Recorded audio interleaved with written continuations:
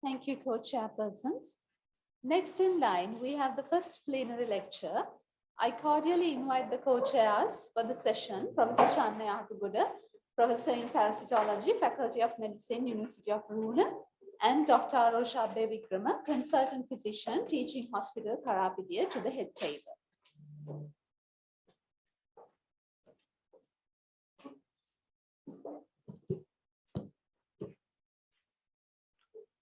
Good afternoon, everybody. Welcome to the plenary lecture on snakebite envenoming a treatment, future perspectives, by Professor Aryarani Gnanadasan, Senior Professor in Medicine, Faculty of Medicine, University of Colombo.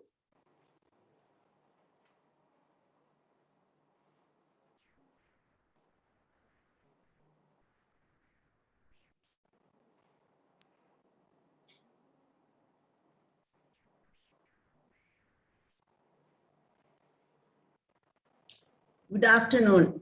Let me first of all thank the organizers of the Galle Medical Association for giving me to deliver this plenary lecture on snakebite envenoming treatment, future perspectives.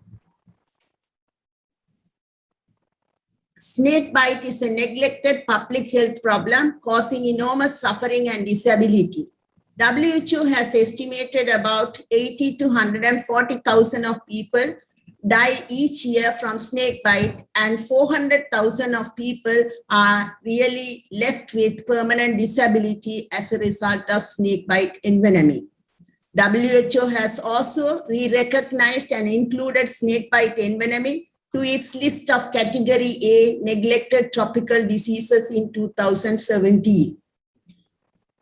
The working committee of the WHO has launched a roadmap in order to reduce the incidence of snakebite by 50% before the universal health coverage in 2030.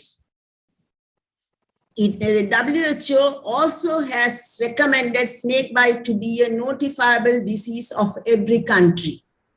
This slide has shown the geographical distribution of snakebite envenoming and deaths in every country globally. This is the roadmap, which has 4 pillars. They were the major objective of this roadmap, which has safe and effective treatment, empowering and engaging communities, stronger health systems, and partnership and coordination and resources. And in order to reduce the snakebite by 2030. And today for the lecture, we will be concentrating on safe and effective treatment. Snake venom, it is a cocktail of many toxins. They have non-enzymatic, enzymatic proteins, peptides with broad pharmacological properties. This multifunctional cocktail consists of phospholipases, A2, snake venom metalloproteases, serine proteases, and 3-finger toxin. These are the 4 main enzymes which causes the acute envenoming syndromes, such as local tissue necrosis, venom-induced consumption coagulopathy, neuromuscular paralysis, acute kidney injury, etc. This diagram again depicts how the venom toxin affects the different parts of the body. It affects the blood coagulation pathway and it causes consumption coagulopathy. It acts on the venom, acts on the acute kidney, acts on the kidney and causes acute kidney failure. They act at the bite site and causes local tissue damage, and which leads to necrosis. And they also act on the neuromuscular junction and it causes paralysis. In the muscles, they affect the muscles and cause rhabdomyolysis, and which in turn can also contribute to the acute kidney injury. Antivenom, what is antivenom? It is from its development in late 19th century, the only specific, effective and accepted therapeutic treatment for snakebite envenoming currently available is the antivenom, which is really single-handedly save the lives of those who are suffering from snake bite over a century.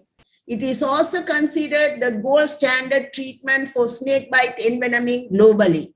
And this antivenom has been included in the WHO list of essential medicine in 2007. And this slide shows the Nobel Prize winner, Albert Calmette, who has manufactured this antivenom, this novel antivenom in 1895. And the first antivenom was manufactured against the Indian cobra venom. And since then, the antivenom is being used, and it's a life-saving drug. And this diagram shows the history timeline of antivenom from its inception till up to now. It has gone through lot of immunological purification, and it is being purified well up to now. So the antivenom is a polyclonal heterologous immunoglobulin.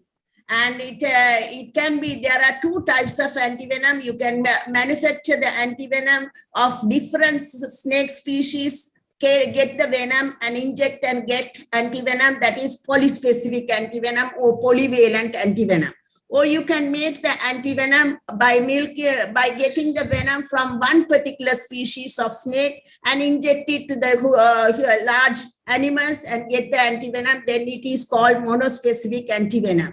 The antivenom is mainly IgG molecules, and they also have the antibody fragments. The antibody IgG, if you digest the antibody with papain enzyme, then it will result in 2 FAB fragments. Those are smaller molecular weights, which really 5 kilodalton.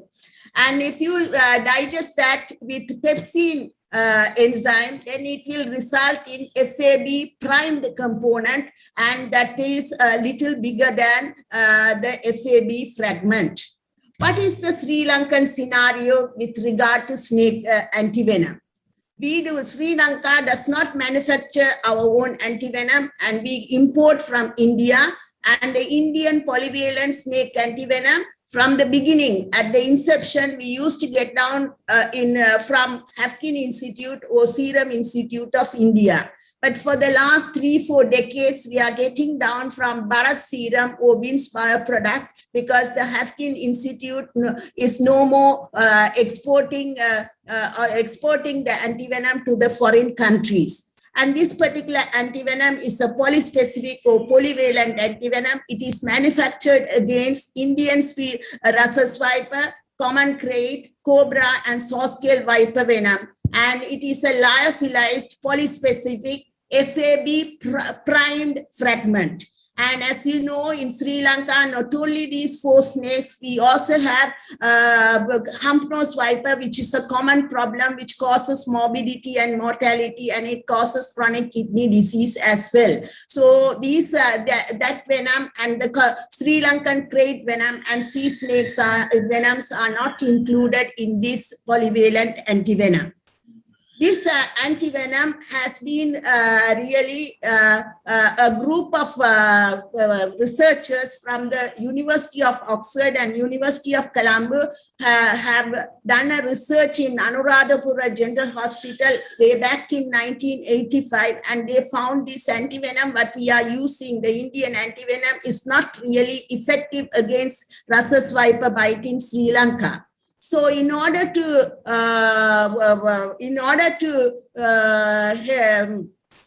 bring a new antivenom, the Ox-Colombo Snakebite Research Group worked on it, and they have manufactured a new monospecific ovine FAB fragment antivenom that is really made out of or manufactured from sheep by injecting our own Sri Lankan rhesus viper venom, and they developed this monospecific ovine and FAB fragment in contrast to FAB primed fragment, which is there in the Indian antivenom. and the preliminary dose finding study as well as the open label randomized comparison trial were conducted successfully but unfortunately they have not reached the commercial use yet.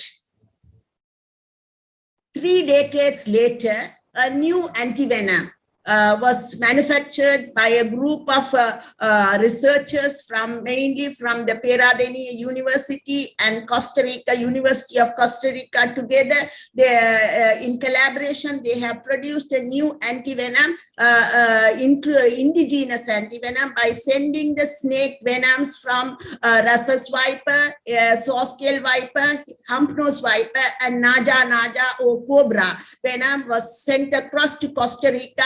And from there, the equine, from the horses, they have manufactured an antivenom, which is really a whole IgG freeze-dried polyspecific antivenom. And this antivenom has undergone preclinical studies, and it was very promising in neutralizing the venom components. And now it is being tested in clinical trials in Peradeniya and other few hospitals. And the clinical trials are being carried out, but still the results are not released. But we hear that it is going to be a promising results. Then again, recently, there's another new polyvalent country-specific snake antivenom, Sri Lankan antivenom serum, is on pipeline. And that antivenom also is a polyspecific antivenom or polyvalent antivenom, which is manufactured also for hump nose viper venom. And it is with collaboration again with the University of Colombo and Serum Institute of India. And this antivenom is now ready and awaiting for the approval from NMRA, and then subsequently it will undergo clinical trials. What are the challenges and limitations of this current existing antivenom? As you know, antivenoms are the heterologous polyclonal immunoglobulin. That is really a complex mixture, complex compound, which is costly to be produced, and it has come with a range of drawbacks. What are the drawbacks? The effectiveness, safety, and availability. It has a poor effectiveness against venom-induced local effects or local necrosis and presynaptic neurotoxicity. Poor effectiveness was due to a significant geographical variation in the composition of venom, inter- and intra-species venom variability. And this process, this manufacturing process, is a very complex one. It depends on two biological systems, that is snakes as well as immunized animals. And it is a very expensive product, and there is high batch-to-batch variation. It contains immunological proteins, and there are 70% of the antibodies in this antivenom are really not irrelevant medically. So they activate the immune system of the patients, and they cause adverse reactions. This slide shows the early adverse reactions, or early adverse reactions are mainly due to some are due to IgE-mediated anaphylactic reaction, some are non-IgE-mediated anaphylactic reaction. The other one is really due to mainly the pyrogenic reaction, which also very immediately within 1 to 2 hours, and the patients get, that is mainly due to the 70% of the antibodies which are not relevant, non-neutralizing antibodies in this antivenom. And after 10 days, 7 to 14 days duration, the patients who have got antivenom can develop hypersensitivity type 3 reaction, serum sickness, and they present with arthralgia, arthritis, glomerulonephritis, and vasculitis. Then this roadmap, the strategic objectives, as I mentioned, as you saw earlier, the key pillars are, there are 4 key pillars. Today, what we are going to use to talk about is safe and effective treatment. And in that, the key activities are making safe and effective antivenom, which should be available, accessible, and affordable to all. And better control and regulation of antivenom, and pre-qualification of antivenom, and investing in innovative research on new therapeutics in order to reduce the morbidity and mortality of snakebite envenoming. WHO working group has already attended to the guidelines, and they have produced a WHO guidelines for the production, control, and regulation. It was done in 2010, and it was updated again in 2017 about how to produce, how to control, how to regulate these snake venom antivenom immunoglobulins. So what are the recent advances? There is advances in biotechnology, and because of that, and the researchers have really understood about the composition of the venom because of proteomics and transcriptomic approaches have led for the researchers to understand this complex venom, the venom composition. So because of that, nowadays with these biotechnology and pharmacological approaches, they have led to monoclonal antibody production. Oligoclonal antibodies can be produced again, various toxin components, and they have really produced human monoclonal antibodies and antibody fragments, and also recombinant antivenom for snake venom envenoming. And there are also small molecule therapeutics, which are really repurposed molecules, which can be really an adjuvant therapy or adjunct therapy for snake bite envenoming. Let us see the recent development because of the scientific development and biotechnology and recombinant technology has discovered monoclonal antibodies and oligoclonal antibodies, which has paved the way to develop novel types of antivenom based on recombinantly expressed antibodies and antibody fragments, and which has resulted a scope for recombinant antivenom. And this has an advantage to have better efficacy, less batch-to-batch variation, and less immunogenicity. So, in future, we can produce it for a lower cost as well. And researchers also have discovered in African cobras, there are various types of cobras. They have found fully human antibody fragments that could cross-neutralize the three-finger toxins, which causes cytotoxicity. So it is possible that monoclonal antibodies and their fragments could be used to fortify the existing plasma-derived antivenom to improve its efficacy with low immunogenicity. What are these small molecule therapeutics or small molecule drugs?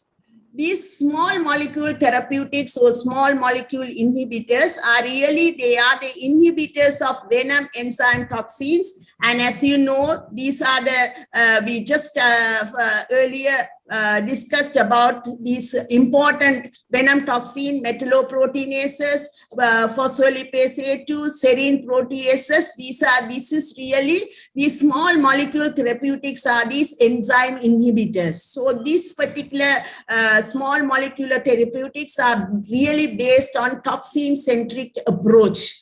And this is this table shows the families which causes the snakes, which causes neurotoxicity, hematotoxicity, myotoxicity, and cytotoxicity mainly. And the venoms, the toxins are snake plasma phospholipase A2, snake venom metalloproteinases, serine proteinases, and three-finger toxins. So you see phospholipase A2 is found, mostly it is abundant in all the ranges of snakes, and the metalloproteinases in 3, so like that. So these inhibitors are really for these venom enzyme toxins. So the most of the small molecular therapeutics, I will call it as in future SMTs, are used in pharmaceutical preparations, and they are derived from natural bioactive compounds, mainly alkalis or synthetic molecules intended to act on specific targets. So many snake venom has these common toxic components, as you saw in the table also, these enzymes, which are abundant and prevalent across different snake species over the globe. So these molecules can be given orally, intravenously as an adjuvant to antivenom also to increase the breadth of treatment efficacy. It can be used to increase the breadth of efficacy as an adjuvant. So small molecule therapeutics are potentially useful tool as an adjunct to antibody-based antivenom in future. So to produce these drugs, production of drugs are very costly. So we could use, the researchers have thought about and they have found this, they have decided to repurpose or repositioning approach, use this approach as a powerful way to reduce the cost of these drug production, particularly for neglected tropical diseases, the disease like snake bite, which is really a poor man's disease, by reviving and expanding the indications of existing drugs to develop potential therapy for snakebite envenoming. Several such drug candidates are existing, and they have reached the clinical trials, and they have come as indication for various other diseases like cancer treatment, oncology, metalloproteinases. And in acute infections and acute coronary syndrome, the PLA2 inhibitors have been used. So the foremost SMT is the Varicipladib, and it is also the orally available prodrug is methyl Varicipladib, and which are really repurposed drugs for treating acute coronary syndrome. Previously, they have gone through the clinical trials up to phase 3, and they have shown potent inhibition of the secreted phospholipase A2, which is found in the range of snake venoms. And these SMTs have demonstrated to protect against neurotoxicity, myotoxicity, and coagulopathic venom effects in variety of in vitro mice models and in vivo models, and thus they are really promising lead candidates for assessment in forthcoming clinical trials by WHO. The second most abundant enzymatic groups are the snake venom metalloproteinases, for which the matrix metalloproteinase inhibitors, namely the drug is Bacimestet, is originally developed for cancer therapy, and it is orally available as a prodrug, Marimestet, and it has shown to be effective in inhibiting the hemorrhagic and necrotic effects of the snake venom enzymes. So both these drugs are really promising candidates for repurposing as snakebite treatment, because the matrix metalloproteases as well as snake venom metalloproteases both share the similar structure. So because of that, both these drugs, they are also, the researchers have done research and they have found these are potently inhibit the snake venom metalloprotease activities in vitro, and shown to protect against hemorrhage and dermonecrosis and lethality caused by certain snake venom in animal model of envenoming.